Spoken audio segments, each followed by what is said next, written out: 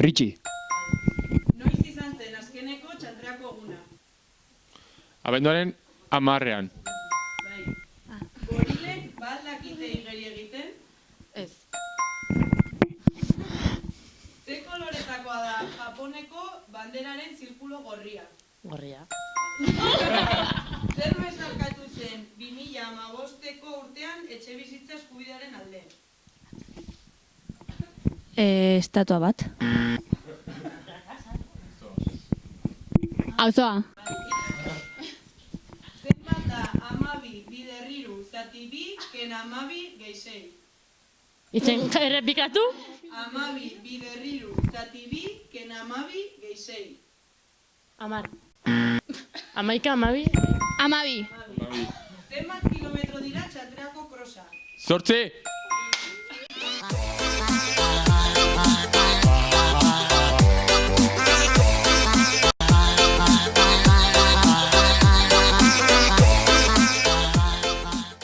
Zer momentutan elkartzen zarete kuadrillakoak ez diren auzoko gazteekin? Non? Nola? A ber, daukagu argi, no? Momentu konkretutan, festetan eta pues noiz esan dugu, noiz gehiago. A ber, Eta peñan egiten ditugunean afariak, no? bai. Baina ez, auzoko jendearekin. Auzoko jendearekin, pues, Eta antirrastroan, aben, avenidan, antirrastan, enzi, egun... Gero, bueno, gazte mugimenduan ibili bazarete edo ibiliko bazarete, pues hor ere badago beste gazteekin erlazionatzeko aukera. Bai, baina dira zitu egingo, oza, no arkitu zait. Baina beste harreman mota bat da, ez da... Zure kasuan. Nere kasuan edo, bueno, behintzat, bai. Beste auzoetara joaten garenean askotan egiten dugu pina auzokoak.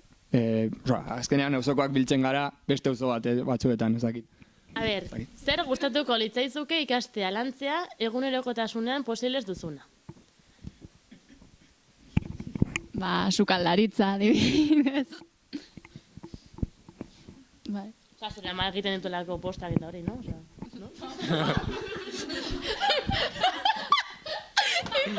Tio. Nik uste dut osoan falta dela, oza, en plan, gustatuko litzaiake